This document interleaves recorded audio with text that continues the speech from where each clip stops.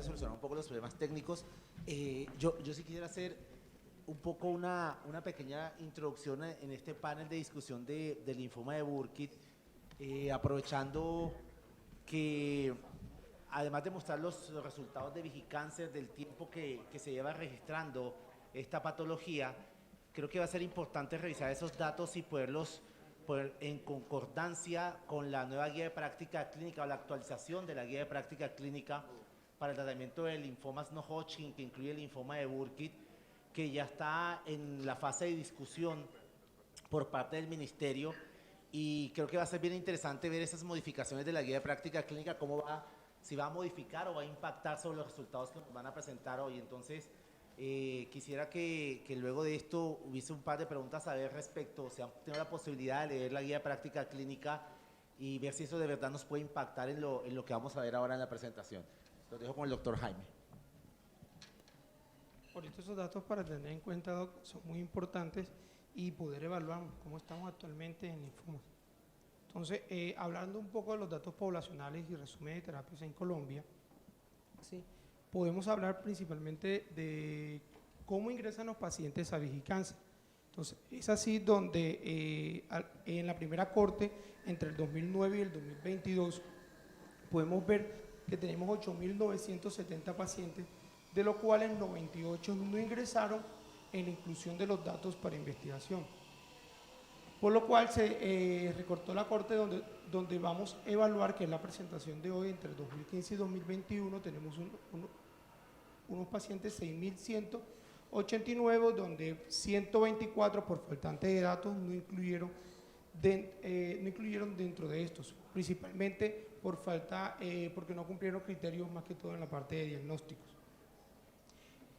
de los cuales 6.065 hacen parte del análisis.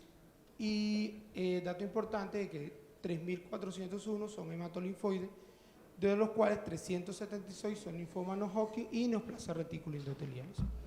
Como el tema que nos acusó hoy es el Burkitt, podemos decir que hay 216 pacientes con este diagnóstico, de los cuales también ingresan otros linfomas, con linfomas B, T y NK, linfomas, otros tipos de linfomas, y vemos un alto número en los pacientes que hacen parte de los grupos de enfermedades reticuloendoteliales, que pudimos encontrar que estos pacientes por lo general son histiocytosis de células de Langerhans, principalmente multisistémica, y fueron reportados dentro de este grupo. Hay dos casos que gracias a Dios son apenas son dos, donde no hay un claro diagnóstico de linfoma en estos pacientes. Entonces, hablando del linfoma de Burkitt, ¿sí?, podemos decir que entonces hay un total de 216 casos, de los cuales contribuyen al seguimiento actualmente 200 casos. Se presentaron eventos donde podemos hablar que hay que hubo pacientes que fallecieron. Perfecto, gracias. Donde podemos ver que hay 42 eventos de pacientes que fallecieron o abandonaron tratamiento, y hay 39 muertes, de los cuales podemos conversar que hay una media de seguimiento de 37 meses. Podemos decir que alrededor se están siguiendo estos pacientes por lo general aproximadamente casi 2 a 3 años. Un tiempo de persona total acumulado, esto es un riesgo estadístico o epidemiológico, que son alrededor de 6.638 meses, y un seguimiento máximo, un promedio de 77 meses desde el primer paciente que ingresó a este grupo estadísticos. Entonces, tenemos un corte de seguimiento que se realizó aproximadamente el 31 de diciembre del 2022. Entonces, si vemos la distribución de los pacientes de la corte por año, en los primeros años solamente fueron notificados ciudades como Ibagué, Neiva, Cali, Bucaramanga, Cartagena. Vemos unos datos poblacionales bastante bajos. Luego comenzaron a ingresar hacia el año 2018 y 2019 grupos de tratamiento mucho más grandes, principalmente ciudades como Bogotá, que no ingresaron de todos al mismo tiempo, todos los grupos de tratamiento al mismo tiempo, por situaciones de logística, pero vemos que a medida que fueron ingresando hay un aumento en los datos de notificación principalmente hacia el 2019, 2020 y 2021, que ya comenzaron a aumentar los casos de notificación. Entonces, es así que la distribución de los pacientes en la Corte por ciudad, podemos ver que Bogotá, que es uno de los centros poblacionales más grandes, aporta el mayor número de casos, ¿sí? Seguido de Cali, que es una de las cortes más antiguas y de la que se viene trabajando con mucho más tiempo, ¿sí? Seguido de Bucaramanga y Cartagena. Cartagena es un caso bastante importante debido a que la corte que ellos manejan no es tan grande, pero sí Burki tiene un aumento de casos importante en este grupo de población. Ya otros centros como Medellín, Neiva, ya hay otro aporte importante de casos, y en poblaciones ya menos frecuentes como Ibagué, Manizales, caso de Montería y Pasto, tienen menos casos reportados. Entonces, si hablamos de la distribución de edad, podemos observar que se mantiene con respecto a las estadísticas internacionales. El linfoma Burkitt no es muy frecuente en lactantes, ¿sí? Tiene un comportamiento y hace unos picos entre los 3 y los 6 años, ¿sí? Con luego aparición hacia la adolescencia, donde podemos hablar que tiene un comportamiento binómalo. Si conversamos sobre la distribución por edad y aseguramiento, podemos observar que el régimen subsidiado, ¿sí?, tiene el mayor reporte de casos, a su vez tiene un pico importante entre los 3 y los 6 años, como podemos observar, ¿sí?, mientras que la curva del comportamiento del régimen contributivo es un poco más homogéneo, teniendo un realce, ¿no?, hacia la etapa de la adolescencia.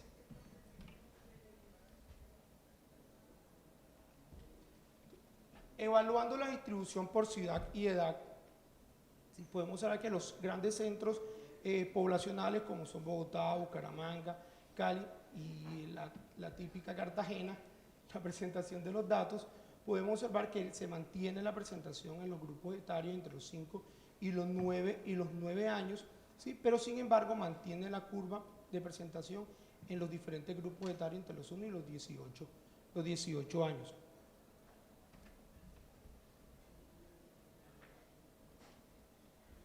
Cabe resaltar que la distribución por ciudad y sexo, esto se mantiene con relación a los pacientes, más que todo en el sexo masculino, donde vemos que hay un mayor porcentaje de casos, ¿sí?, guardando una relación entre hombre y mujer de aproximadamente entre 2.5 a 1. ¿Sí? Se relaciona, siguen los centros poblacionales con mayor caso de notificación a nivel masculinos. Sí, Cartagena mantiene un poquito de disparidad, ¿sí?, donde hay una homogeneización prácticamente de los casos reportados. Y si evaluamos la distribución por ciudad y residencia, teniendo en cuenta los casos que se presentan en las capitales, los pacientes provenientes del departamento, de otros departamentos, y tenemos unos reportes de pacientes provenientes del extranjero, podemos ver que la mayoría de los centros atienden población que viven o residen dentro del de la misma capital del departamento, en un muy bajo porcentaje que están fuera del departamento, lo cual hablaríamos de un porcentaje significativo de extramuralidad, y que provienen o que se acercan a los centros de grandes tratamientos de otros tipos de departamentos, principalmente en los centros como son de Manizales y Bucaramanga. Y fueron notificados 2 casos provenientes de Venezuela y uno de las islas del Caribe, que esto se presenta principalmente por convenios institucionales para el tratamiento de estos pacientes. Es así que si vemos en esta la distribución por ciudad y aseguramiento, vemos que el subsidiado aporta el mayor porcentaje de pacientes reportados, el contributivo en un menor porcentaje, y otros tipos de planes, ¿sí?, presentan un poco más bajo de casos al aporte de los datos estadísticos. Y la evaluación o la distribución por edad, sexo y afrodescendencia, podemos observar que se mantienen los casos de mayor porcentaje entre las edades de 1 a 4 años y 5 a 9 años conserva la mayor presentación en el grupo poblacional de hombres, guardando la relación comentada entre los puntos 5 y 1, y con respecto a la población afrodescendiente, conserva las mismas características poblacionales de datos evaluados en otros grupos estudiados de VIH y cáncer. ¿Sí? Para el linfoma de Burkitt, el 92% pertenece a otros grupos étnicos. La distribución por residencia de aseguramiento, recordemos que el mayor porcentaje de estos pacientes viven en las capitales de los departamentos, el 31% están por fuera de estas capitales, el 29% vienen de otros departamentos y el 1% son pacientes provenientes del extranjero. Si vemos sobre los aseguramientos, el mayor porcentaje de datos que aporta es del régimen subsidiados, ¿sí? Seguidos del contributivo y de los otros planes, incluyendo los de sección, para poder tener una corte de 216 pacientes analizados en este grupo. Y la distribución por localización, compromiso de la médula ósea y estadio, podemos observar que el mayor porcentaje de pacientes debutaron con enfermedades a nivel abdominal, con el 67%, vemos un importante compromiso a nivel del sistema nervioso central, ¿sí?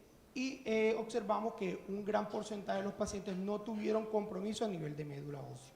Teniendo en cuenta a nivel de estadio que debutaron los pacientes y realizaron un análisis y una evaluación interna de esto a través del Comité Científico de VIH y Cáncer, pudimos observar que utilizando la estadificación de Murphy, el mayor porcentaje de pacientes debutaron con estadio 3 con un 41%.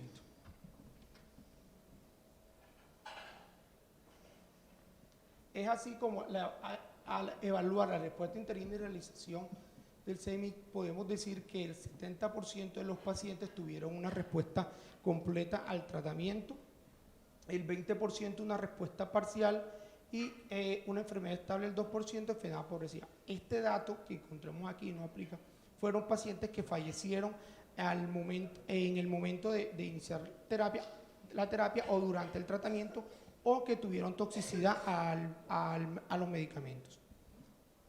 Este dato del CEMIC fue incluido a partir del 2019, donde podemos observar que fueron evaluados prácticamente el 50% de la población y donde encontramos que el 43% se encontró positivo y negativo en el 57%.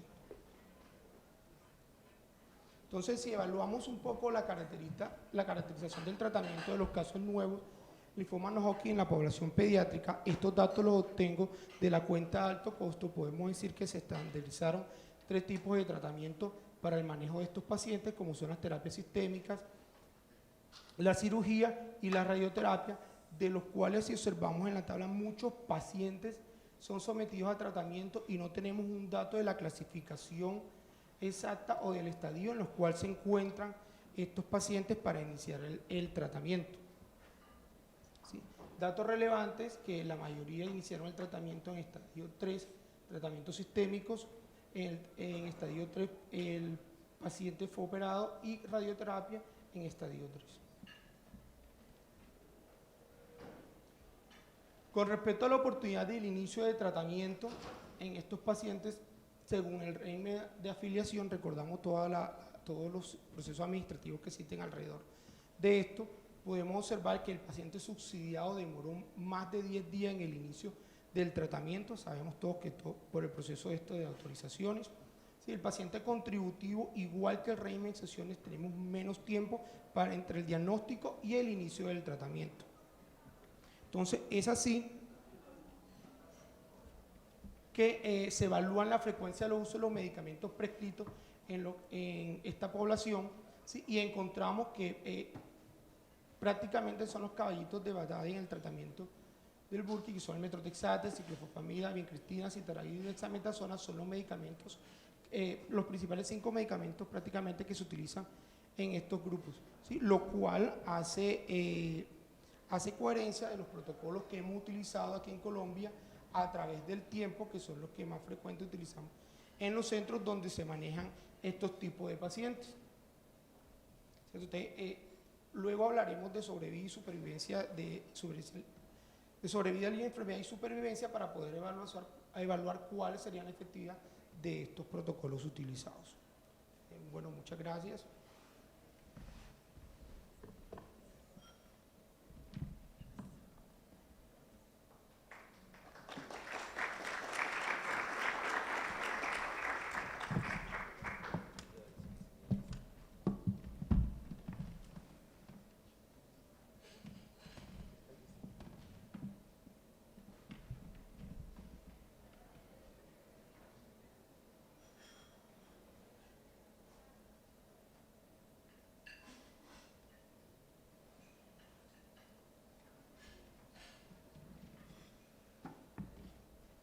Bueno, pues buenos días, un gusto y muchísimas gracias a Oscar y a Jesús por la invitación. Vamos a hablar un poco de los datos que son muy importantes de cómo nos va en nuestro país en Burkina.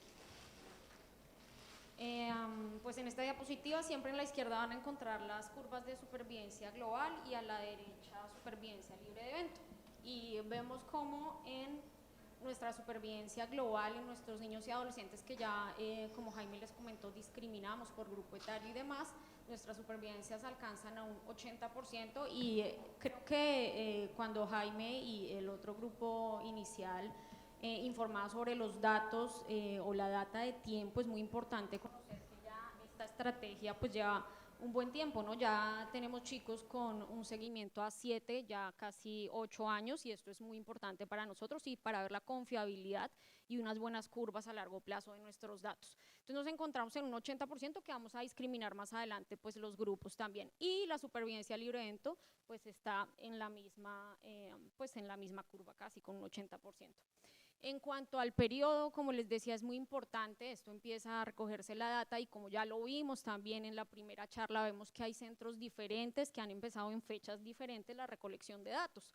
Esto también es muy importante de resaltar. Y vemos en la izquierda, vuelvo a decir, supervivencia global y a la derecha libre de eventos por periodos, que si somos estrictos al seguimiento, pues ven que 2021 pues va al tiempo que vamos, que son 2 que 3 años, y del 15-17 ya vamos adelante, pues vamos más o menos por lo mismo del anterior, que es entre un 78 y un 84% de porcentaje.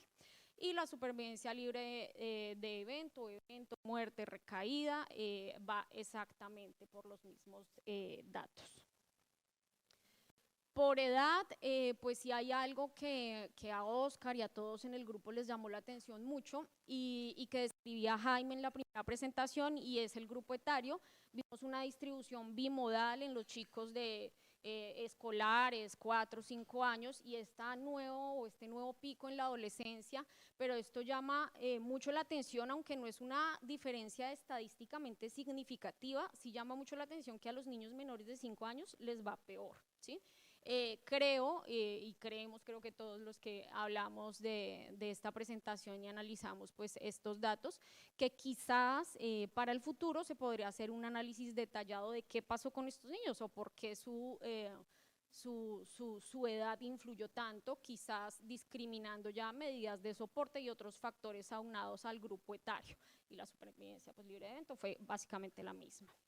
En sexo pues básicamente no nos detendremos mucho porque como ven entre hombre y mujer pues los datos casi que son iguales y van de 79 a 81% y 79 y 80% supervivencia global y libre de eventos, luego no hubo una gran diferencia ni nada pues especial que mencionar. En esto sí que hubo una diferencia importante y estadísticamente significativa tanto en supervivencia global como libre de evento y es en la afrodescendencia.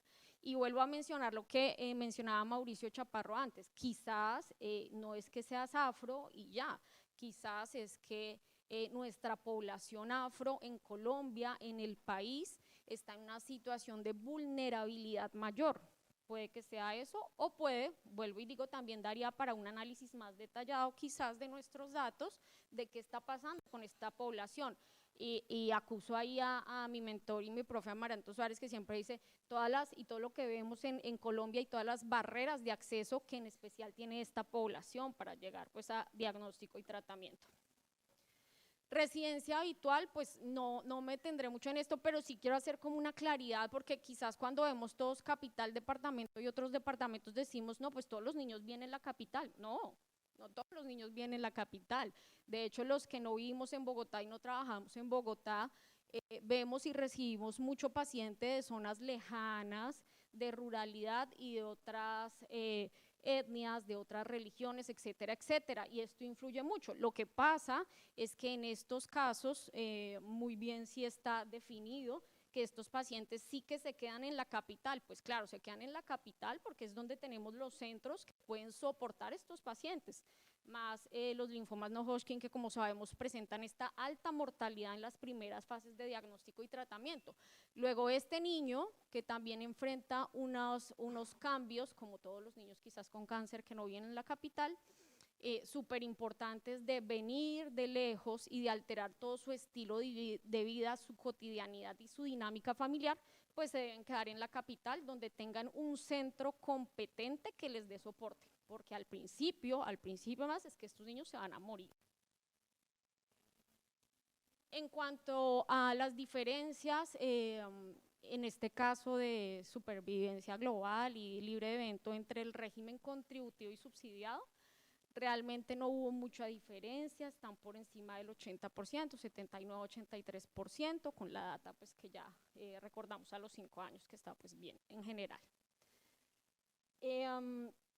Según el compromiso de médula ósea, sí que esto, como todos conocemos y como bien lo mencionó Jaime, nosotros estamos en esta data de Vigicáncer diagnosticando más chicos y chicas en estadios avanzados, estadios 3 y 4 la mayoría, el 3 como pudieron observar en la mayoría de casos y luego el 4. Y eso sí que influye porque ya sabemos cuáles son los resultados de los estadios tempranos, 1 y 2, y cuáles son los resultados del 3 y el 4. Entonces la mayoría de nuestros pacientes van a estar acá, pues lamentablemente. Entonces el compromiso de médula ósea, si es pues mayor o menor al 25, si es solamente linfoma o leucemia linfoma, sí influyen potentemente en la supervivencia global, pasando a los 5 años de un 63% a un 88% en los que no tienen este compromiso, y pues es menor, y en la supervivencia libre de evento pues es casi que igual, 65 y 85%.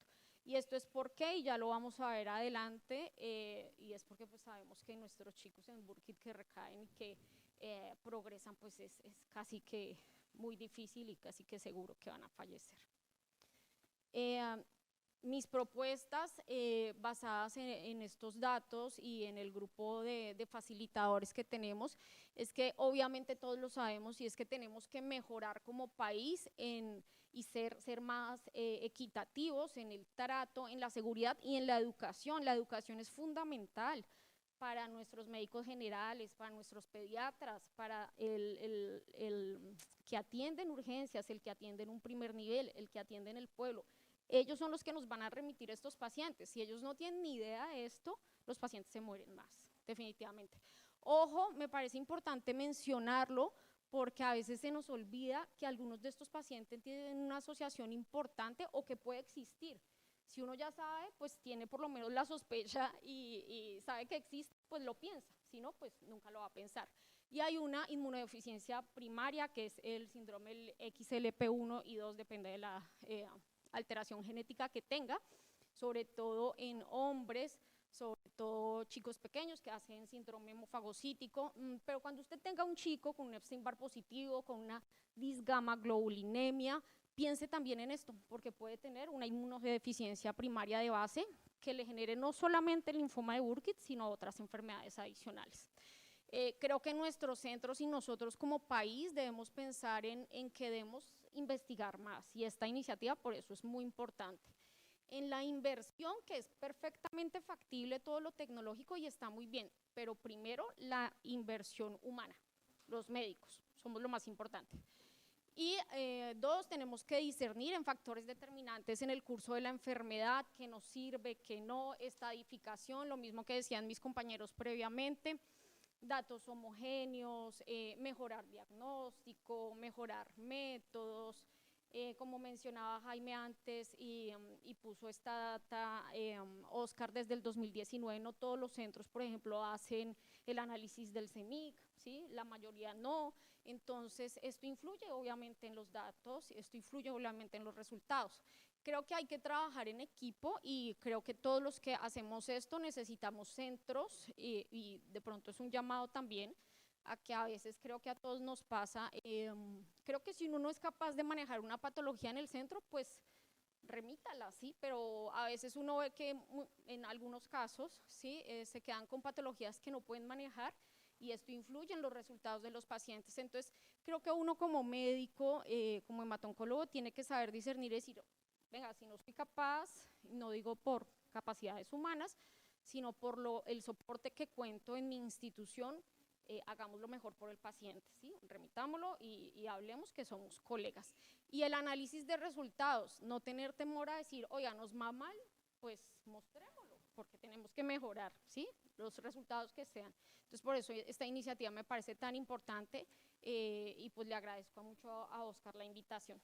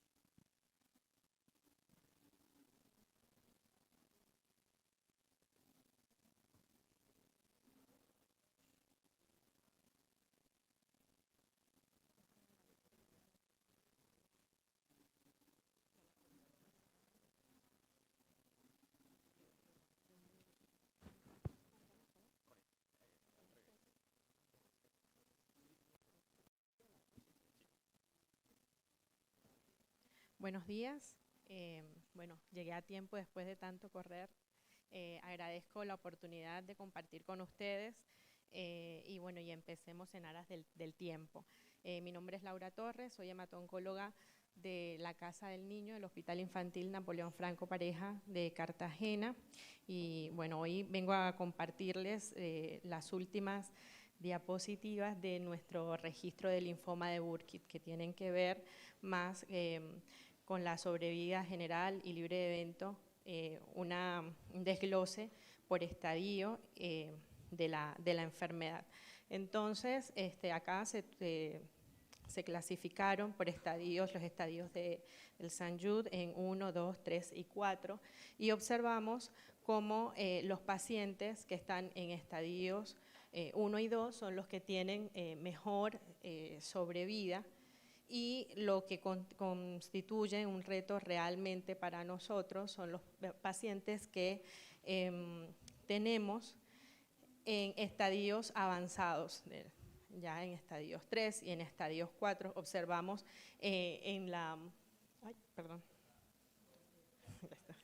observamos la línea roja, que es la última, que habla del paciente que nosotros abordamos en un estadio más avanzado, baja primero, es decir, son pacientes que por lo general también están asociados a mortalidades tempranas, digamos, muertes en inducción porque llegan en estos estadios en que ya tenemos más dificultades para sacarlos adelante. La siguiente diapositiva está un poco más separado.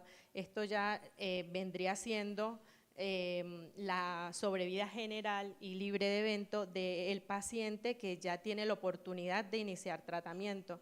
Siguen estando los pacientes, la línea azul describe los pacientes que alcanzan la remisión completa porque alcanzan una buena respuesta al tratamiento. Con la línea verde tenemos señalados a los pacientes que tienen una remisión parcial o alcanzan una enfermedad estable.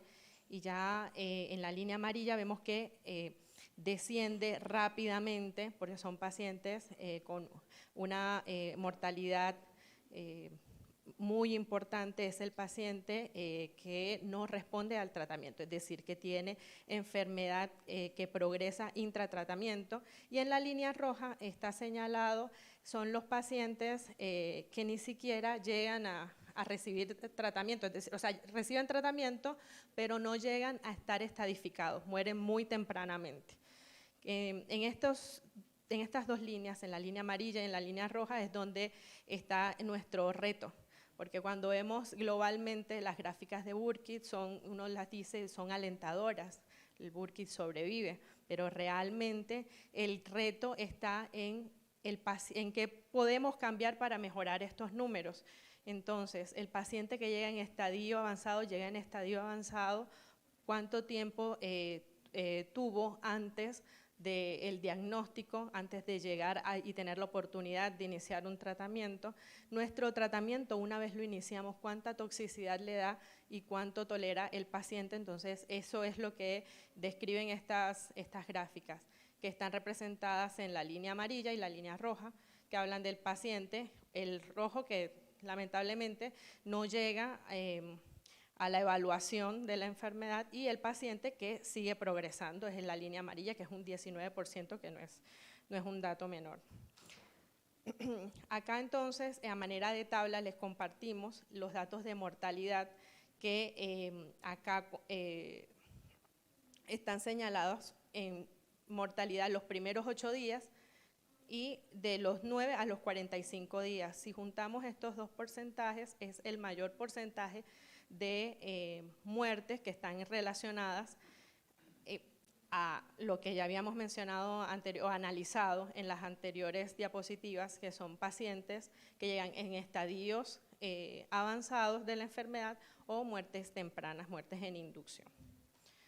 El otro porcentaje es de pacientes, muertes no relacionadas directamente con la recaída. Esta es otra, son dos tablas que se hicieron con respecto a las muertes y hace referencia a estos datos.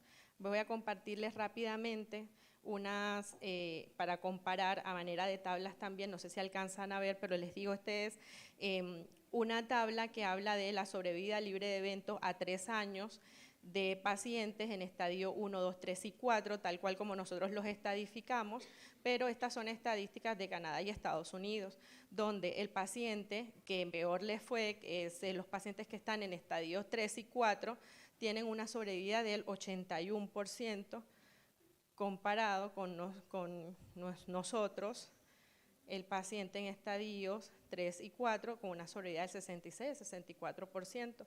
Son países que están más desarrollados que nosotros, pero estamos haciendo los mismos protocolos. Entonces, sería como analizarnos y ver, al compararnos con ellos, qué estrategias, qué podemos mejorar para disminuir nuestras muertes. Acá esta no se ve poco, pero les comparto, en este mismo artículo hablaban de nuevas terapias que todavía no están en uso, pero están enfocadas a las terapias dirigidas anti-CD20 para disminuir la toxicidad de nuestros pacientes. Y eso, disminuir la toxicidad en la primera etapa del tratamiento nos ayudaría a mejorar nuestros números, sobre todo los que tienen que ver con muertes en inducción por toxicidad. Y ahora, bueno, después de esta diapositiva sería compartir con ustedes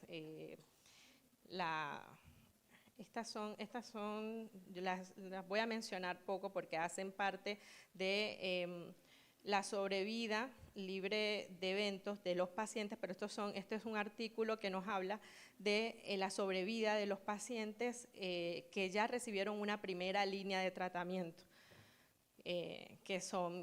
pues les va muy mal aún recibir, porque la sobrevida de estos pacientes es llegar a una segunda remisión y no siempre se puede lograr.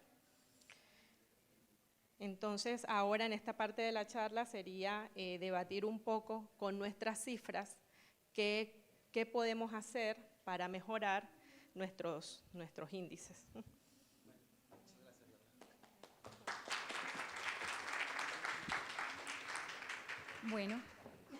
Bueno, muchas gracias por las ponencias y maravilloso estar aquí conociendo la realidad colombiana.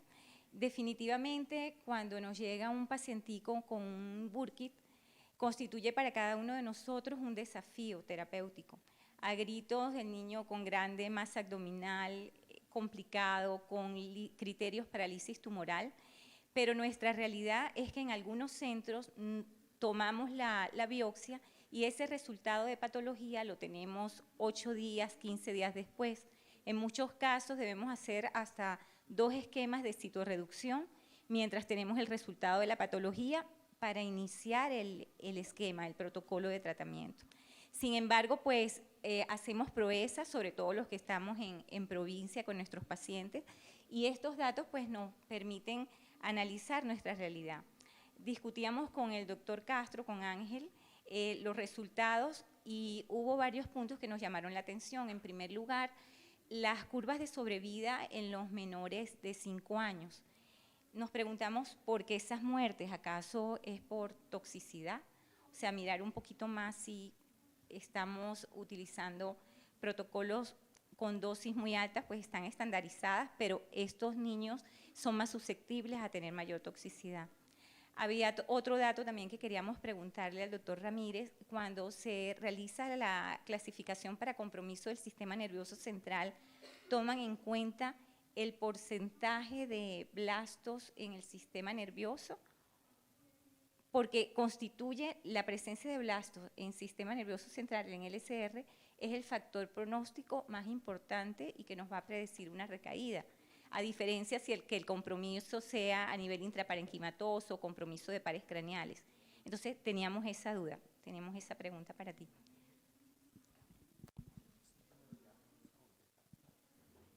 Sí, no, el sistema no es capaz de llegar a ese punto de detalle, entonces realmente positivo o negativo según lo que aparece, sí, según lo que haya, sí. Y bueno, no, sigan discutiendo ustedes, yo todavía no. ¿Sí? Sí. Yo quería hacer como una anotación adicional quizás para ampliar la data posterior. Creo que sería interesante en estos estadios avanzados conocer si todos nuestros centros están usando o no rituximab. Y 2, quería saber cuáles son los resultados de los grupos de trasplante al intentar rescatar estos pacientes. La pregunta, es una pregunta importante, ¿qué tanto estamos usando rituximab? Nosotros tenemos algunos datos, pero esa variable la tenemos relativamente joven, o sea, es una variable que todavía no está bien consolidada y no la trajimos por eso, pero pues yo creo que aquí hay muchos que pueden responder qué están haciendo. Trasplante para Burkitt realmente la mayor parte no funciona para nada, realmente es muy difícil. Y si la primera línea no la mejoramos para estadios 3 y 4, no vamos a mejorar la supervivencia global. Y creo que es el reto, ¿no? El 3 y el 4, mejorarlo. Para abrir la discusión y para dar la palabra al doctor Amanto, digamos, quiero poner unos puntos también, agradecer a los panelistas antes que nada, que de verdad muchas gracias por presentar de manera tan excelente los datos de Vigicáncer. Y a mí me quedan un par de dudas que quiero poner sobre la mesa para poder discutir. Lo primero es la misma discusión que se dio en el panel de leucemias y es cerca del 50% de los pacientes no tienen CEMIC. Y mi discusión y mi pelea, yo trabajo en provincia, trabajo en una ciudad que es muy compleja desde lo administrativo, donde el 70% de la población pertenece al régimen subsidiado en salud y nosotros hacemos CEMIC en todos los pacientes. Hacemos FISH, PCRs, genética, o sea, el problema, toca mirar dónde está realmente el problema y yo creo que la invitación es, y a poner realmente en la mesa es, ¿por qué nuestros pacientes no tienen estadificación molecular completa? ¿Sí? Si bien es cierto, CEMIC no clasifica el riesgo en Burkitt, acuérdense que esto ha ido avanzando en el tiempo y tenemos unas variantes distintas de enfermedad de Burkitt, tenemos Burkitt-like y tenemos que empezar a ver qué traslocaciones estamos teniendo y cómo impactan eso en la sobriedad de nuestros pacientes. Entonces es como el primer punto que quiero dejar allí porque no es un dato que, a pesar de que CEMIC se está revisando en Vigicáncer de unos años para acá, sigue siendo un dato del 50%, es muy poco, ciertamente. El otro punto que hayamos discutido con Angélica María, también quiero colocarlo otra vez y hablo de mi experiencia, es el tema de la población afro. Porque en Cartagena todos somos afro, ¿sí? O sea, y pues yo no tengo en la cabeza pues el número de vigilancia respecto a la sobrevida de Burkitt en Cartagena, pero lo que, digamos, hemos revisado institucionalmente es que esa sobrevida no corresponde al número de sobrevida de los afros que vemos aquí en el Registro Poblacional de Vigicáncer. Entonces, creo que un poco lo que decía Mauricio ahorita, probablemente no solo sea la etnia lo que condiciona la mala sobrevida de los pacientes, y creo que es un punto de investigar en Vigicáncer, digamos, abrir particularmente esa población, porque ya vimos que no tiene que ver con el régimen de seguridad social, porque las curvas en subsidiado y contributivo son las mismas para el linfoma de Burkitt. O sea, hay otros factores que están afectando la sobrevida de esa población que tenemos que revisar a ver qué es lo que está pasando. El otro punto era el tema de unos datos que mostró Jaime, que me parecieron bien interesantes, un poco pasando del tratamiento de Burkitt, y es comparar los datos que mostró Jaime de la cuenta de alto costo con los datos que tenemos de Vigicáncer. Y esto puede parecer como una publicidad política no paga, pero el doctor Amaranto hablaba un poco ahorita de las políticas públicas en salud. Y definitivamente con los datos que están en la cuenta de alto costo no se pueden generar políticas públicas en salud. Entonces creo que es muy importante, no sé si desde ACHOP o desde la asociación de Vigicáncer, hacer entender al ministerio que hay otros datos que sí nos pueden hacer cambiar la forma de atender los niños en el país. Y es un poco lo que hablaba Mauricio de acceso a los medicamentos, pero tenemos que tener datos, y con la cuenta de alto costo está visto que eso probablemente no va a poder ser. Y agradecerle a Jaime porque realmente no lo tenía yo, como que íbamos a hablar un poco de esto, pero creo que es importante que entendamos esto todos nosotros. Y por último, y una pregunta para Oscar, para la palabra al doctor Amaranto, es ¿qué tanto cambiarían esas curvas, no solo midiendo por estadificación, sino por grupos de riesgo, como se clasifica en el mundo, digamos, la intención de tratamiento para el linfoma de Burkitt? ¿Sí? No sé si dejamos que el doctor Amaranto hable y luego tú nos puedes contestar. Vale. Bueno, yo voy a comenzar al revés. Yo también trabajo en la provincia, porque Colombia es una provincia realmente. O sea, entonces yo también trabajo en la provincia. Y yo quiero decir, así como en leucemia dije que no había que levantar las banderas, en Burkitt hay que levantar las banderas. Me llamó la atención que en la exposición inicial pusieran ahí los tratamientos que se usaron en Colombia y no aparece ACHOP 2017. Por Dios, nos dimos la pela en el 2017 de escribir protocolos nacionales y sacamos 4 o 5 protocolos nacionales y no los usamos. Yo soy nacionalista puro, o sea, yo defiendo el talento nacional. Y qué bonito hubiera sido, porque mire, hay una gráfica ahí de 2017 para arriba en donde la supervivencia está en el 90%. El New England publicó ahora en el 2022, al finales, una revisión de Burkitt, 90% los países desarrollados. Y nosotros tenemos 83, metiendo datos antiguos, y 85 y 90% en estadios 1, 2 y 3. Entonces aquí sí, en Burkitt hay que levantar la bandera, por lo menos por encima de 3/4, ¿cierto? Si no al 100%, por lo menos 3/4. Es decir, los resultados en Burkitt son buenos. Buenos. Y no nos inventamos nada en el 2017. Usted fue el que lideró la creación, la redacción del protocolo, ¿cierto?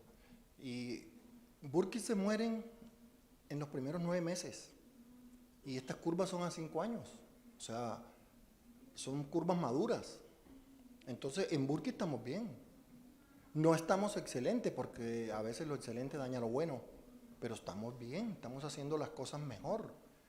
Antes del año 2000, los datos que tenemos del instituto era 60% de sobrevida, y ahorita estamos en casi 90% en todos. Vamos a ponerle 85, por ahí vi las curvas de 83, 84, 85, y eso no es excelente, pero es bueno. O sea, antes se morían casi todos. Y yo me acuerdo que en la discusión de ese protocolo, Oscar nos dejó unas enseñanzas, y fue que él se paró y pidió la palabra porque había mucha resistencia a la toxicidad. Y Oscar dijo, si queremos curar más niños, tenemos que mejorar los soportes para que esos niños se curen. y no seguir con el 60% como estábamos en ese momento. Y ahorita estamos en el 85%. Es decir, haber subido del 2017 acá más del 10% de supervivencia es bueno. Si los protocolos internacionales intentan lograr 10% cada vez que sacan un protocolo más, y nosotros estamos... Entonces yo veo con buenos ojos esto. Me da tristeza que protocolos que se impulsaron como protocolos nacionales no los siga el país. Y somos pocos los que estamos haciendo el protocolo nacional. Y yo invito que los que estén haciendo el ACHOT 2017 me escriban a mi correo, a ver si logramos hacer algo los que hacemos ese protocolo, ¿cierto? En cáncer se consiguen plató, y Kelly decía que hay que mejorar. Probablemente vamos a mejorar poquito, porque es que ya estamos casi en el plató. Entonces en Burkitt, maravilloso. O sea, me parece muy bien lo que se está haciendo en Burkitt. Y qué bueno que existan estos datos. Ahora necesitamos los que hicimos ACHOT 2017 juntarnos para mirar entonces. Ahora, fíjense que la pregunta de quiénes estamos haciendo rituximab es irrelevante si todos hiciéramos el protocolo, porque ese protocolo incluye rituximab, ¿cierto? Doctor Amaranto, y es que creo que cuando nos mostraron la lista de protocolos, estaba protocolo BFM, el protocolo ACHOT 2017 para linfoma de Burkitt es una estrategia basada en el NHL BF95, o sea, es un protocolo basado en la estrategia BFM que incluye uso de rituximab, perdón, en los grupos de riesgo 3 y 4. Y si lo revisamos con la guía de práctica clínica que está actualizada este año, la guía de práctica clínica para el linfoma de Burkitt recomienda una estrategia basada en protocolo BFM con uso de rituximab en grupos de riesgo 3 y 4, con la misma estructura terapéutica del ACHOT 2017. Entonces creo que sí me parece interesante el llamado del doctor Amaranto a que si existe una guía de práctica clínica, si existe un protocolo nacional, sería muy interesante revisar si todos nos pusiéramos de acuerdo a intentar utilizar esa estrategia, que creo que aquí sí es más fácil ponernos de acuerdo, es que en leucemia, sí. De lejos me parece, y poder revisar sobre todo si esa estrategia va a mejorar, porque en el estadio 1, grupo de riesgo 1 y 2, estoy de acuerdo con usted, doctor, que ahí pues la curva es casi 100% en estadio 1 o 100% en estadio 1, 97, 96% en estadio 2, mejorar ese 96-97%, eso va a ser medio imposible, pero si en el estadio 4 o el grupo de riesgo 4, toca brincar de ese 66% a cerca del 80% y mirar si esta estrategia utilizando rituximab, que además esta estrategia del protocolo ACHOT 2017 tiene una citorreducción bastante reducida, lo que baja la toxicidad inicial, que es lo que probablemente termina matando a los niños tempranamente en linfoma de Burkitt. Entonces, de acuerdo con el doctor Amaranto, y es saber si lo podemos usar todos ese protocolo. Sí. Disculpa, voy a comentar mi experiencia. Cuando yo llegué a Venezuela del Instituto Nacional de Cancerología, existía el Grupo Cooperativo Nacional de Linfomas en Niños. Yo no conocía a los oncólogos de Venezuela, yo venía formada de acá. A mí me llamaron, me invitaron, doctora, ¿quiere formar parte del grupo cooperativo? Era el protocolo LMB, liderado, el doctor Núñez lo conoce, la doctora Greta de Acuatela.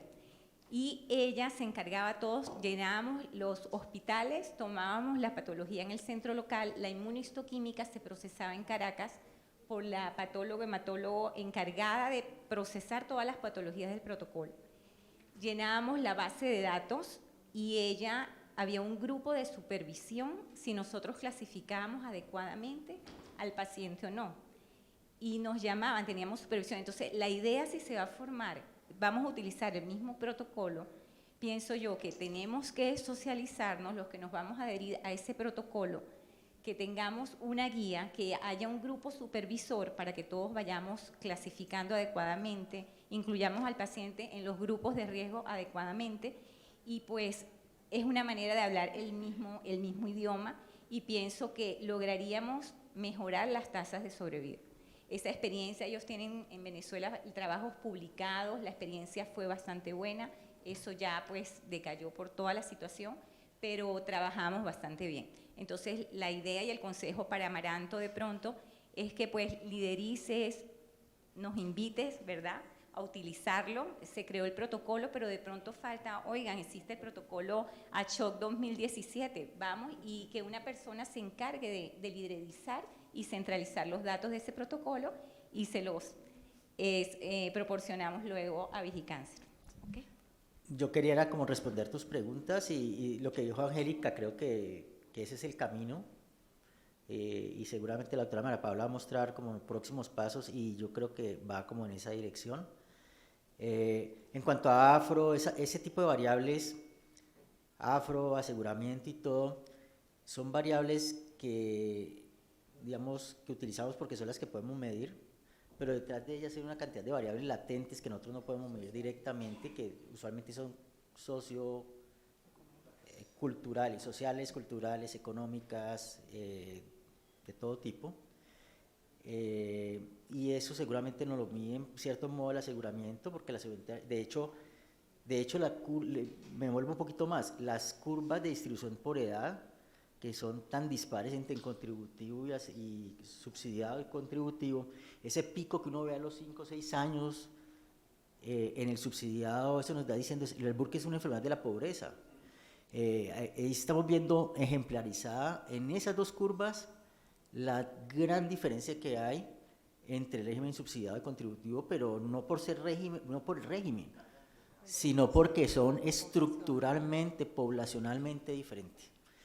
Y afro ocurre más o menos lo mismo, y yo creo que lo que nos están viendo en cierto modo fue la vulnerabilidad, la deprivación y de pronto no en Cartagena, pero en otros sitios donde los afros están peor todavía, seguramente tienen esa caída, de esa curva dramática, eso es mortalidad muy temprana, ¿no? Esa caída en 2 meses, en 1 mes y medio, llegan muy mal, llegan seguramente lisis tumoral y no toleran.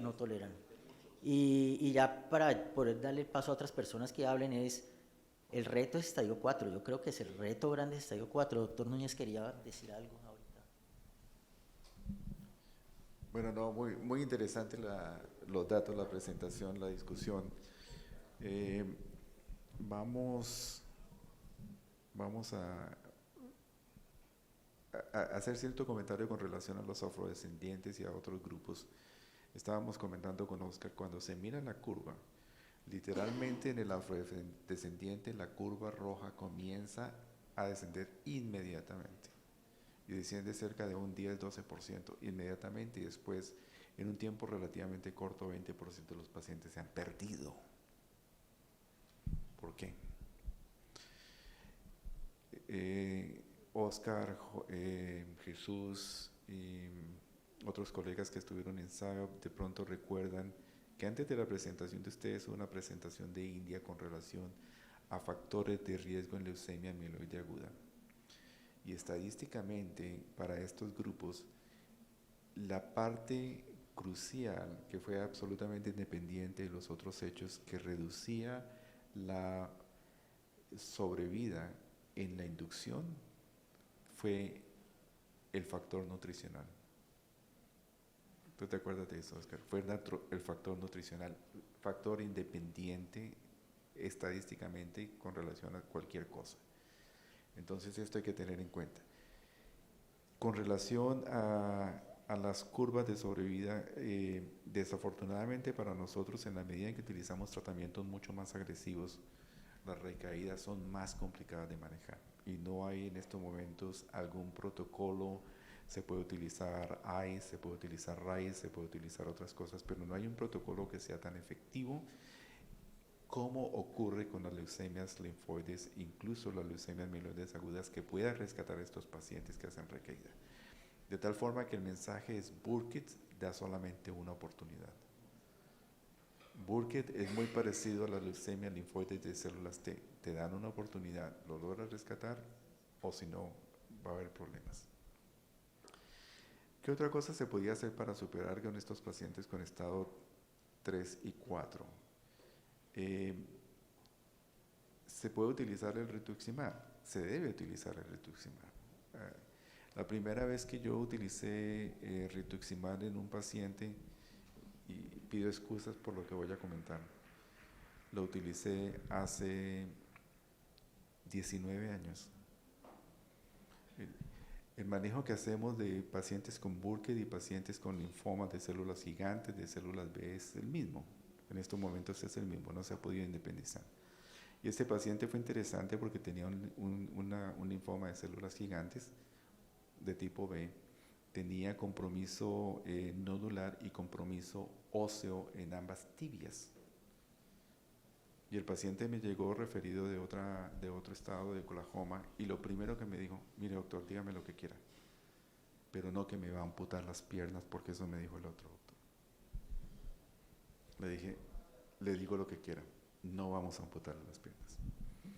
Ya diciéndonos lo que querimos, nos pusimos de acuerdo y en estos momentos es un contador predominante dentro del área de Texas.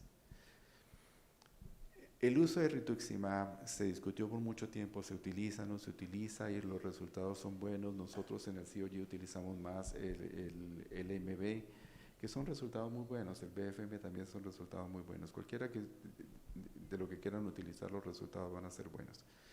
Entonces se hizo un estudio randomizado para pacientes con estadios 3 y 4, utilizando la quimioterapia convencional, adicionando para un grupo randomizado el rituximab.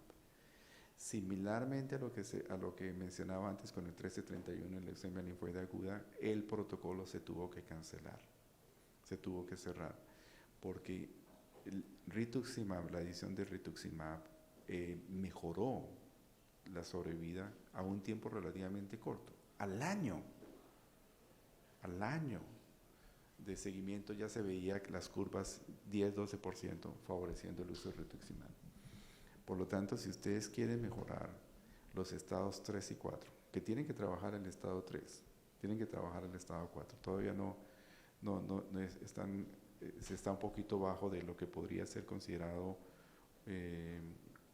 algo mucho más estandarizado. Sin embargo, hay que hacer lo que está en el medio donde están. Si quieren mejorar, utilicen rituximab. Eso les va a ayudar. ¿Cómo se utiliza?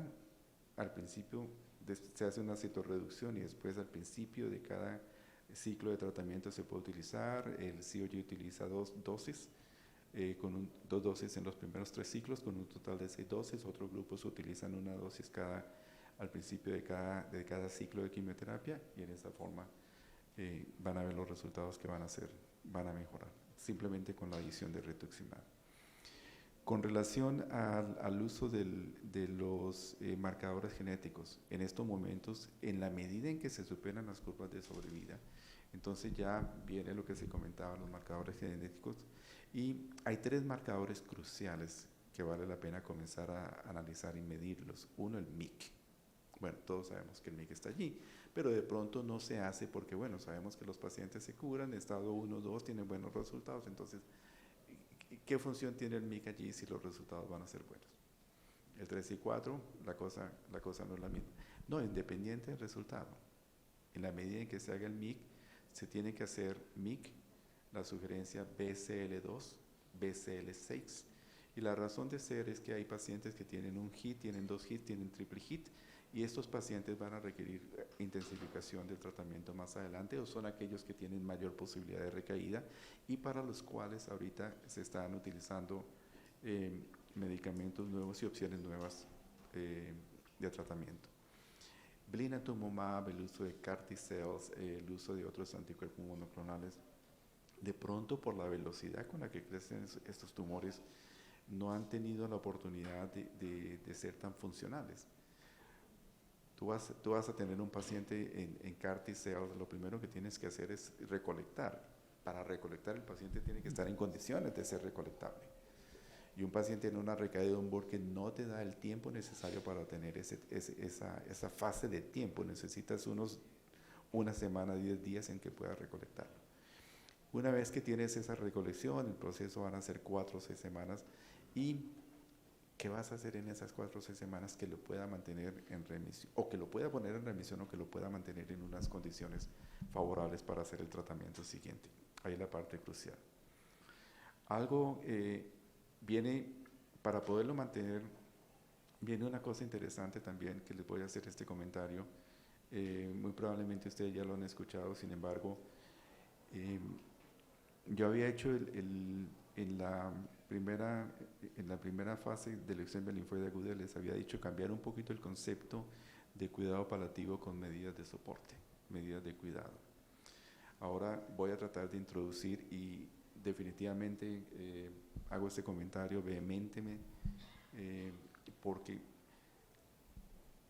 analizando los datos, ustedes tienen 173 áreas en las cuales ven pacientes oncológicos, tienen 75 aproximadamente puntos de entrada del paciente oncológico a recibir tratamiento, donde puede recibir tratamiento. Entonces, este tipo de pacientes requieren medidas de cuidados especiales y eventualmente requieren ir a cuidado intensivo. En las discusiones que tenemos, y el doctor Portilla está presente en la mayoría de las discusiones en los miércoles que tenemos con la Sociedad Latinoamérica y con el grupo de resonancia, pero es que el paciente hay que mandarlo a cuidado intensivo, entonces mandarlo a cuidado intensivo, y viene el estrés de mandarlo a cuidado intensivo. Bueno, ¿cuál es el problema? Mándelo a cuidado intensivo. Para eso existe cuidado intensivo, para que reciban este tipo de pacientes. Entonces, yo le digo a los colegas, hombre, no se estresen tanto con mandar al paciente a cuidado intensivo, por el contrario, de una forma preventiva, mándenlo a cuidado intensivo. Ténganlo en cuidado intensivo donde el monitoreo va a ser mejor, la forma en la cual se puede decidir en un momento determinado si el paciente va a requerir una diálisis o no, si va a requerir una estimulación con mirrinol, si va a requerir soporte cardíaco. Para eso se hizo cuidado intensivo. Entonces, ¿cuál es el problema? Utilizarlo. En estos momentos, de pronto, después de cuidados de soporte y cuidados paliativos, el área donde debería crecer la oncología pediátrica en términos de soporte es en cuidado intensivo. ¿Por qué? Porque la mayoría de los grupos que están manejando este tipo de pacientes requieren ese tipo de terapia intensiva. Y curiosamente, puedo estar equivocado y me disculpan si estoy equivocado. Deben 100% posibilidad de estar equivocado. Pero no estoy tan seguro que esos 73 puntos de entrada donde se pueda manejar el paciente oncológico puedan tener unidades de cuidado intensivo. He visto en otros países, tengo situaciones en las cuales en algún momento, otra historia me puedo alejar, pero va relacionado a esto, y es para hacer el énfasis en que este tipo de pacientes salen, no tanto por la quimioterapia, sino por las medidas de soporte que requieren. En algún momento me invitaron a un país y me dijeron, bueno, queremos que nos ayuden a montar una unidad de cuidado intensivo. Perfecto, listo, escuchamos. 35% de los pacientes fallecían por infecciones. 37% de los pacientes fallecían porque no tenían forma de hacerle una transfusión de productos sanguíneos. No me volvieron a invitar después de que les hice el comentario. Si ustedes tienen una mortalidad de casi del 65% por medidas de soporte, ¿por qué no hacemos una cosa? En lugar de tener una unidad de trasplante de médula ósea, ¿por qué no mejoran las infecciones y mejoran el proceso de transfusión? Porque si tú quieres llegar a un trasplante de médula ósea, créeme que lo primero que vas a tener que hacer es ponerle antibióticos y ponerle transfusiones. Por lo tanto, yo creo que para llegar al C hay que pasar por A y B. Claro que tú puedes llegar al C. Y no digo C por César, sino se me vino a la cabeza. Simplemente hay que tener ciertos pasos. Entonces, yo creo que esa sería una de las cosas fundamentales que de pronto vale la pena comenzar a pensar y analizar desde el punto de vista institucional, desde el punto de vista de política. Y la otra cosa interesante, desde el punto de vista de standard of practice, de la estandarización de la práctica. Bueno, este paciente va a requerir todos estos laboratorios. No va a estar en el quinto piso de allí, en la salita de la esquina, donde hay 6 pacientes accesorios al lado de este paciente con fiebre, y le vamos a hacer este manejo. ¿Qué va a ocurrir con este paciente?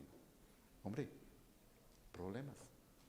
Y los problemas van a repercutir en una reducción de la sobrevida. Les pido excusas que me demore un poquito. No, y solamente para cerrar, la importancia de educar al personal de cuidado intensivo, porque tenemos personal de cuidado intensivo que como nunca han recibido pacientes de oncología, entonces no saben, y es un proceso largo de educación y todo. Entonces, de capacitación. No sé si alguien más tenía un comentario, una pregunta. No estamos tan apurados.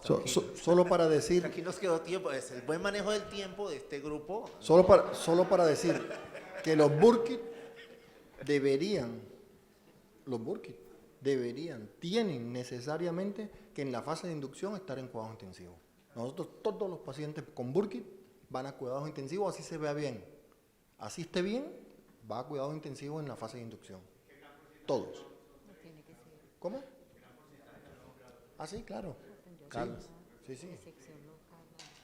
Pero toda la inducción la hacemos en En la cuidados UCI. intensivos.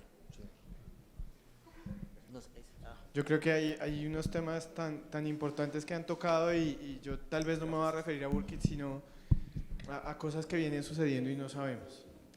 Yo estaba en estos días reunido con el ministerio y el ministerio tiene dentro de sus cosas, por ejemplo, la implementación de implementación de la ley de Jacobo, que es la ampliación de la ley de cáncer infantil, compra centralizada de medicamentos. O sea, piensen en este cambio profundo de la estructura de oncología pediátrica.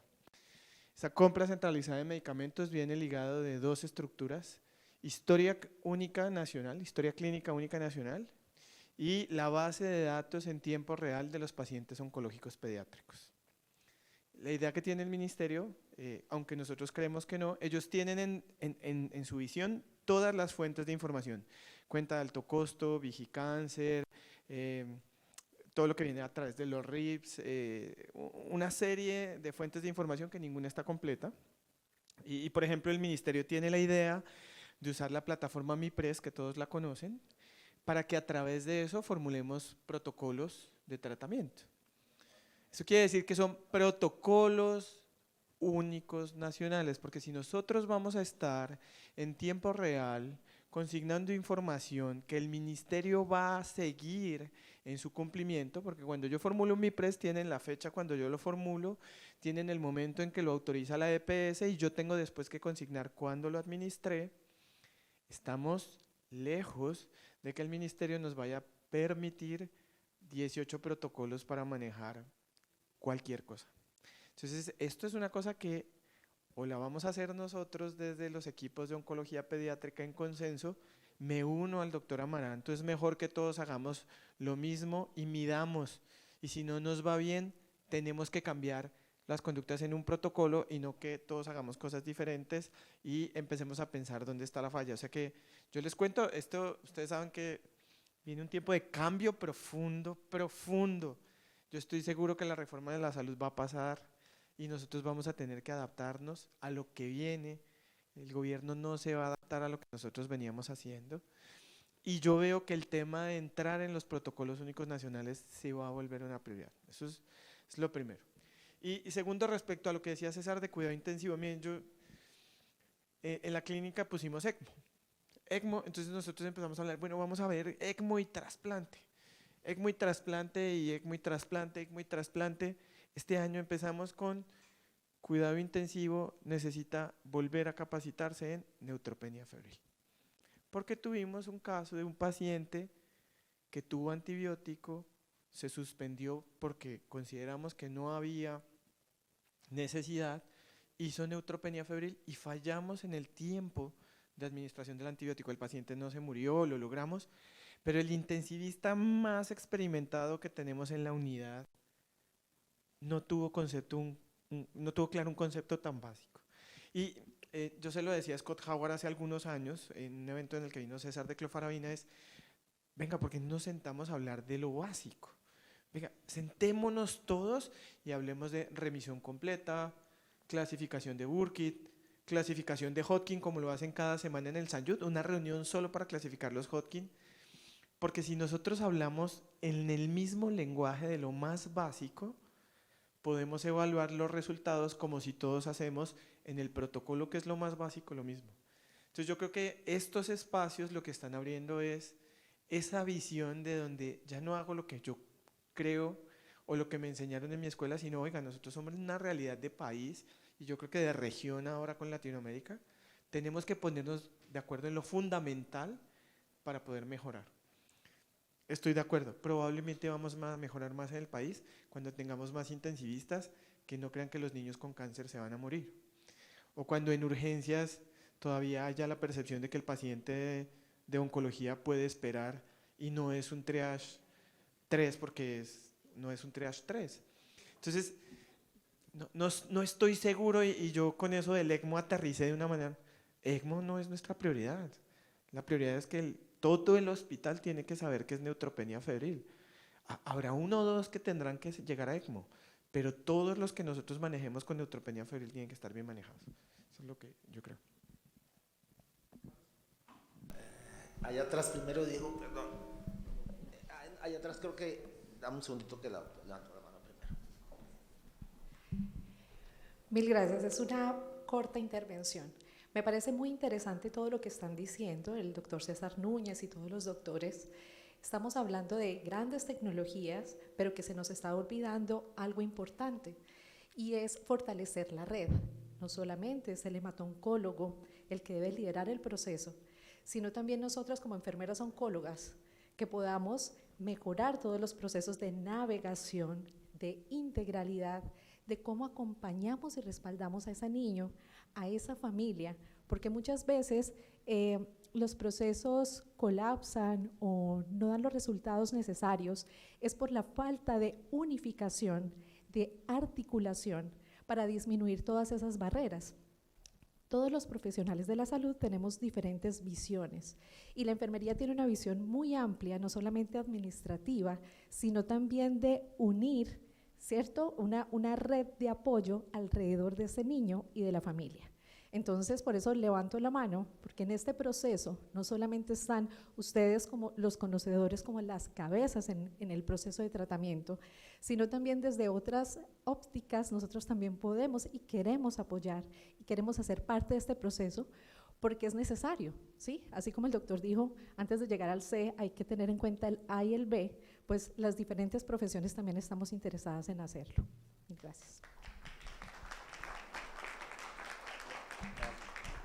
Antes que Diego mencione algo, y me acuerdo ahora cuando dije que las más felices de mi centro de Gusano Blinatumab son las enfermeras, ciertamente los oncohematólogos pediatras, sí vemos a los pacientes una vez al día, pero no nos quedamos ahí todo el tiempo, o sea, yo paso revista y me fui para otro lado, me voy a una reunión, pero quien monta el blinatumomab, quien mira si el niño orina o no orina, come o no come, si la mamá hace lo que tiene que hacer, toman los signos, llevan la tabla de los que hacemos la ELEVAT, son las enfermeras. Entonces, sí creo que el comentario es muy acotación. En un niño con Burkitt, particularmente las enfermeras son vitales en el principio del manejo de la enfermedad y en el soporte.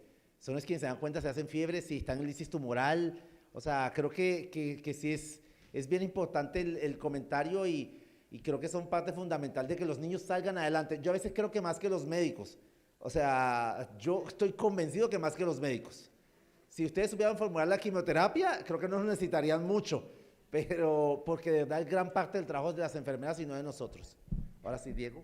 Sí, no, yo pienso que es complementario, hablando sobre lo básico, sobre las definiciones básicas, y yo pienso que hay una definición básica que la hemos hablado bastante, que es cuáles son los requisitos para atender niños con cáncer. Entonces yo pienso que el colega que está preocupado porque lo va a mandar a la UCI es porque no tiene UCI o porque la UCI es de adultos, ¿cierto?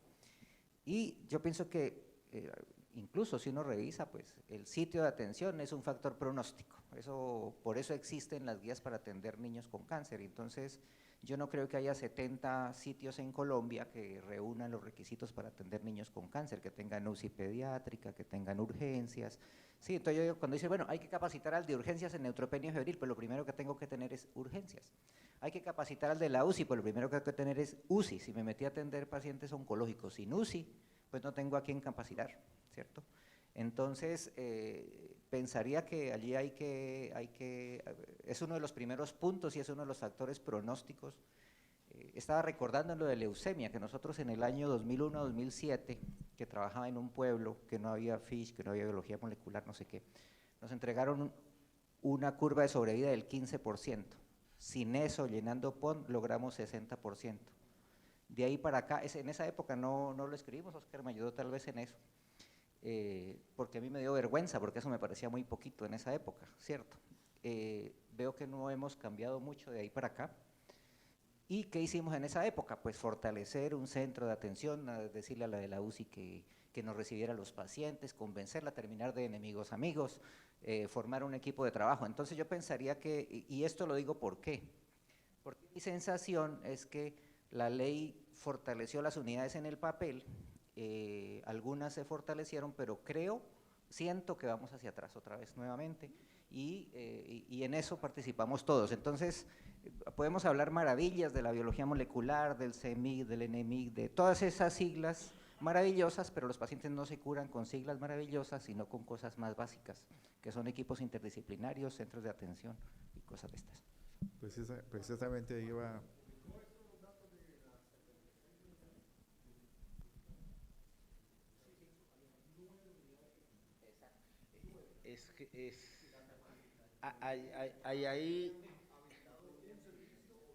Yo ahí voy a hacer un llamado a todos los colegas, y es que cuando uno revisa y se toma el trabajo de revisar las normas de habilitación, si revisa la norma actual de habilitación, no exige que los centros que tienen cáncer tengan urgencias. Y eso dice la norma colombiana. Eso no es una exigencia. Entonces, pues yo puedo poner quimioterapia porque la norma me habilita que yo atienda a niños con cáncer sin urgencias. Eso es una cosa básica. Y ahora, yo hago un llamado de atención a todos, y aquí nos incluyo a todos, porque cuando el ministerio va a sacar una norma, la publican para que todos opinemos, pero nunca opinamos. Y si no opinamos, la sacan como está sin opinión. Y si opinamos, no la cambian. Pero queda sentado que uno levantó la voz. Entonces yo creo que el llamado es a eso, porque los que opinamos siempre somos 2 o 3, ¿vale? Yo creo que se nos acabó el tiempo, son las 12. Sí, son las 12, entonces...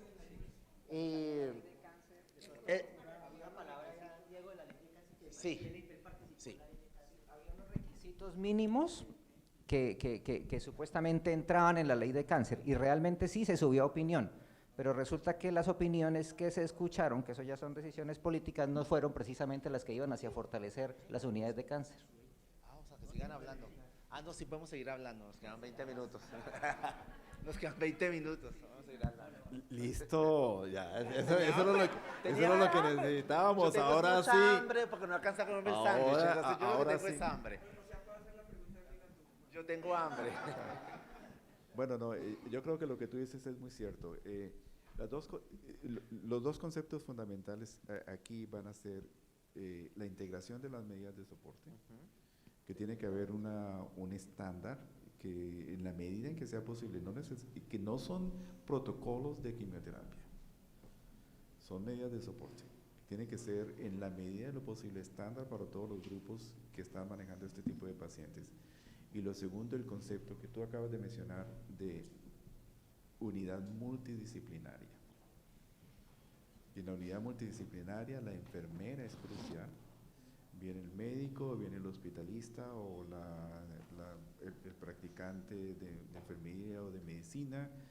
El otro concepto que es importante, por lo menos para nosotros, es en las rotaciones diarias, tener el farmacista, no el farmacista convencional y técnico, sino tener un doctor en farmacia que nos ayuda con muchas de las medicaciones, y sobre todo cuando tenemos protocolos de fase 1, de fase 2, toxicidades, efectos adversos, discusiones, cómo manejamos este tipo de situaciones.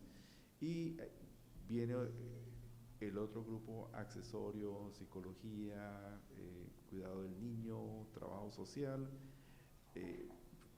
profesores, todos estos elementos que hacen parte del grupo multidisciplinario. La complejidad es mucho más grande, por eso me llama la atención que lo que ustedes dicen con esto de los puntos de entrada del paciente oncológico, y me refiero a eso porque son los que reciben el paciente. Una de las cosas interesantes que curiosamente uno de los colegas nuestros que falleció hace unas semanitas, el doctor Juan Quintana, de Chile, él trabajó mucho en cómo hacer que el paciente llegara primero a la urgencia, y para que paciente llegara a la urgencia y que fuera atendido y evitar los problemas de retardo en la administración de antibióticos. Entonces lo dejo allí también para que de pronto se analice como procedimiento estándar. Crearon un carnet en el que el paciente llegaba y decía: yo soy un paciente oncológico, en estos momentos voy a la emergencia, por favor ayúdeme, tengo este tipo de complicaciones, con este carnet necesito que me vean lo más rápido posible. Y educaron a los servicios de emergencia: mire, esto es lo que va a ocurrir, esto es lo que va a llegar, esa cosa, tienen que darle el antibiótico en menos de tanto tiempo, y comenzaron a reducir la morbilidad asociada al retardo en la administración de antibióticos y de líquidos y otras medidas de soporte en pacientes con fiebre y neutropenia, que a lo último va a ser crucial para mantener la sobrevida. Estos son ejemplos que ya otros países han utilizado y que obviamente vale la pena considerar de pronto como elemento estándar para lo que ustedes están haciendo. Entonces, la otra cosa, para los pacientes en cuidado intensivo, lo que nosotros hacemos es que en nuestro centro el intensivista viene a ser el cuidador primario, pero nosotros estamos pendientes. Si el paciente tiene quimioterapia, nosotros estamos ahí, hacemos rondas. Me acuerdo cuando trabajaba en St. Jude, terminábamos las rondas del piso, íbamos a cuidado intensivo, nos sentábamos con todo el grupo y a veces a las 2 o 3 de la tarde terminábamos una ronda. Cada vez que venía un paciente se daban indicaciones: esto es lo que se hace, discutíamos y todos nos sentamos allí literalmente en una forma cotidiana. En Anderson hacemos lo mismo, pasamos una ronda donde estamos todos, discutimos todas las cosas y es la forma en la cual los intensivistas aprenden de nosotros y nosotros aprendemos de los intensivistas. O sea, no somos los que tenemos la última palabra, por el contrario, necesitamos aprender de todos. Entonces viene el nefrólogo, entonces ¿qué hacemos con esto? Viene el cardiólogo, vienen los otros grupos y aprendemos, y ellos también comienzan a aprender de cómo manejar este tipo de pacientes oncológicos. Bueno, pues, ¿qué es lo que tenemos que estar pendiente aquí si este paciente va a una diálisis? Ten cuidado, porque si le pongo este medicamento tú me lo puedes dializar. Bueno, entonces voy a cambiar esta diálisis para hacerlo de otra forma. Pero es que me le tienes que tener un punto de acceso distinto. ¿Qué acceso venoso o arterial me le vas a colocar? ¿Dónde me le vas a colocar el acceso venoso? Bueno, tenemos que hablar con el intensivista, con el de radiología de intervención, con el cirujano. Necesito esto porque necesito hacer este tipo de diálisis, porque necesito que no se me dialice este medicamento, que es la parte oncológica mía, y para que tú lo puedas manejar el intensivista se necesita esto.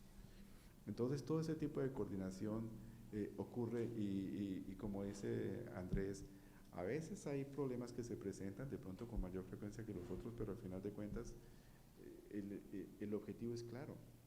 El objetivo no somos nosotros, el objetivo es el paciente. Esa es la prioridad. Querámoslo o no, esa es la prioridad. Allí es donde estamos. Todo lo que estamos haciendo nosotros es por eso. Y lo que yo voy a comentar que se ha hecho en 70 años de estudios clínicos y de trabajo es precisamente para mejorar la sobrevida del paciente, de ese ser humano que está afectado por cáncer.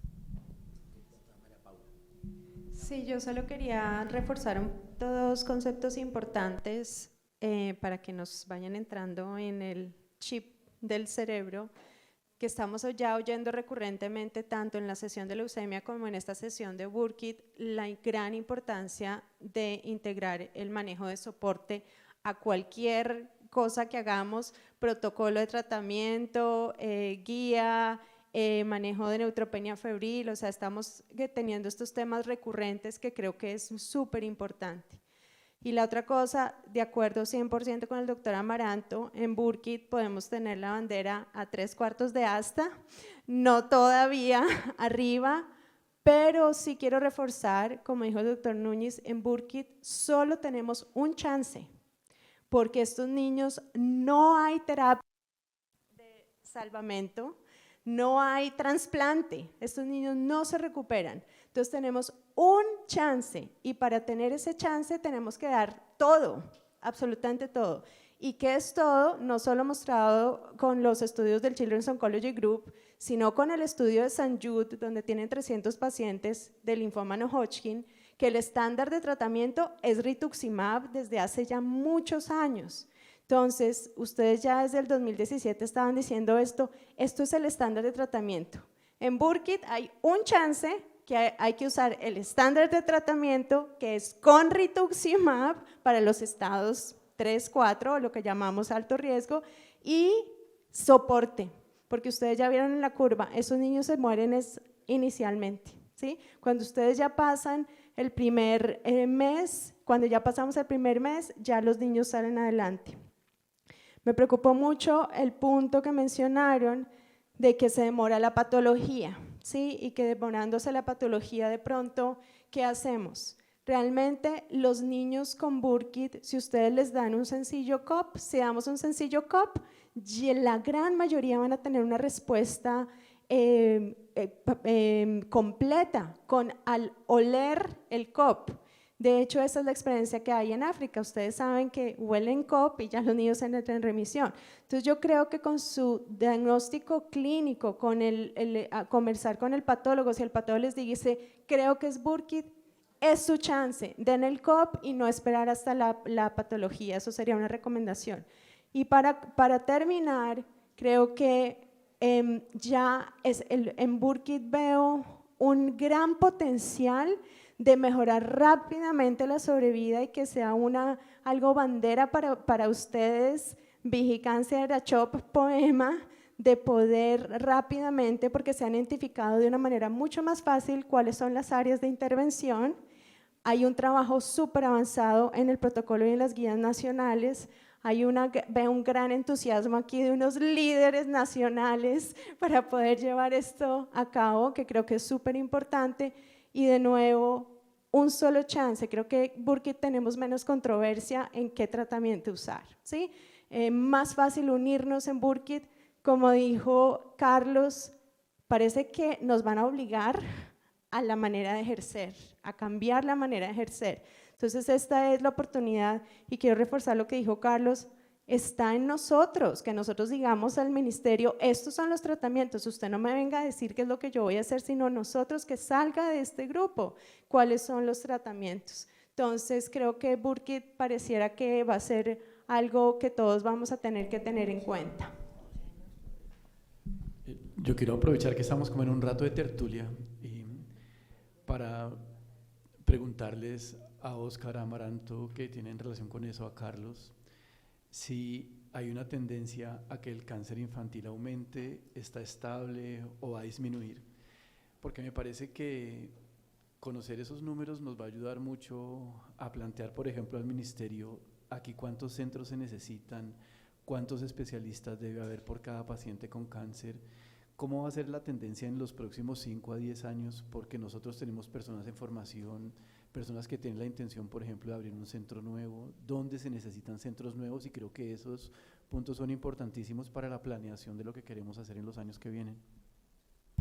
Para el doctor Amaranto. Prometo que no hablo más.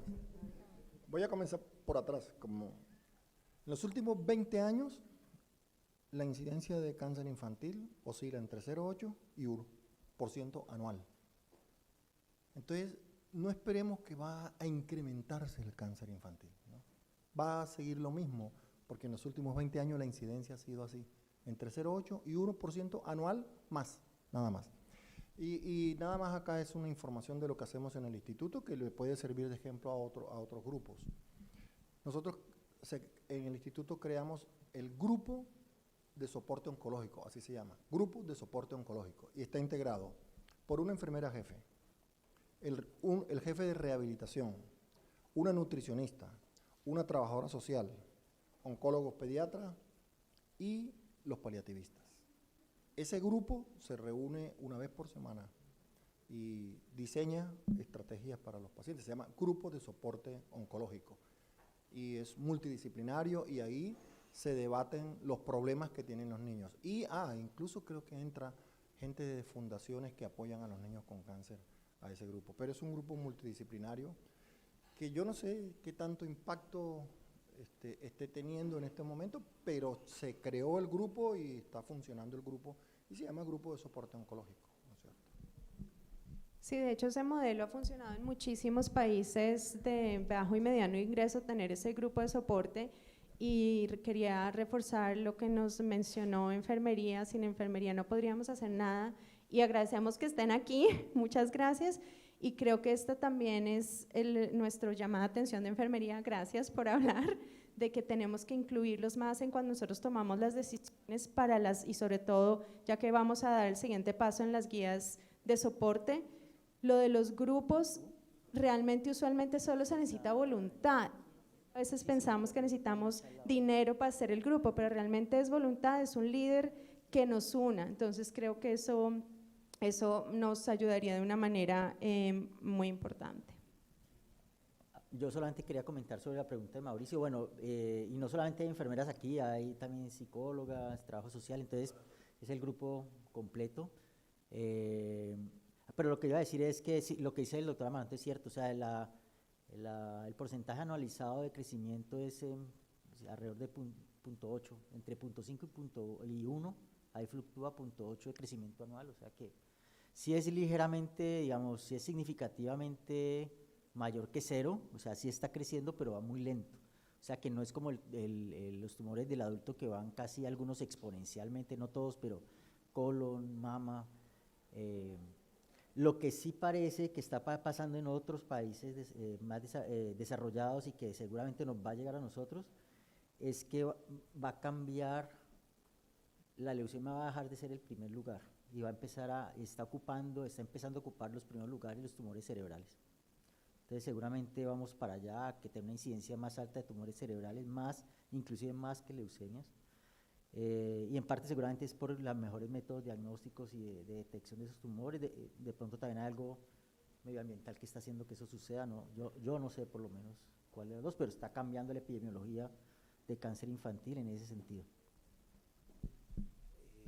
Si podemos decir es que, no va a disminuir la incidencia, o sea, va a mantener seguramente el 1% anual, que es lo que han estado reportando, no va a disminuir, o sea que tenemos que prepararnos. Yo por allá no logro pasar, pero está el televisor allí.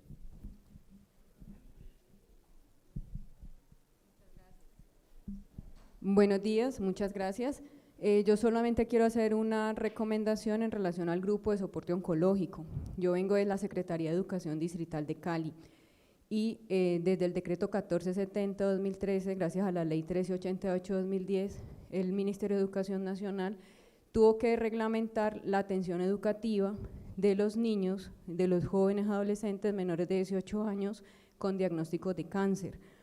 Nosotros, por ejemplo, cuando hacemos el acompañamiento a nuestras familias, de las caracterizaciones que tenemos en Cali, de los niños con diagnóstico de cáncer que están en las aulas hospitalarias de la ciudad, nos hace mucha falta poder tener una conexión o una interrelación con los médicos oncólogos. A veces necesitamos, por ejemplo, que un médico oncólogo nos explique a los profesores qué se debe hacer para un diagnóstico en particular, y no es posible acceder a esto. Entonces, un poco mi recomendación es ver la posibilidad de poder ampliar ese grupo oncológico, y poder meter, por favor, el aspecto educativo, que es tan fundamental y que a nivel mundial se ha demostrado que desde la pedagogía hospitalaria lo educativo tiene un impacto positivo en relación en los tratamientos, la adherencia y la salud. Muchas gracias. De acuerdo, todos, pero sí. La parte educativa, claro.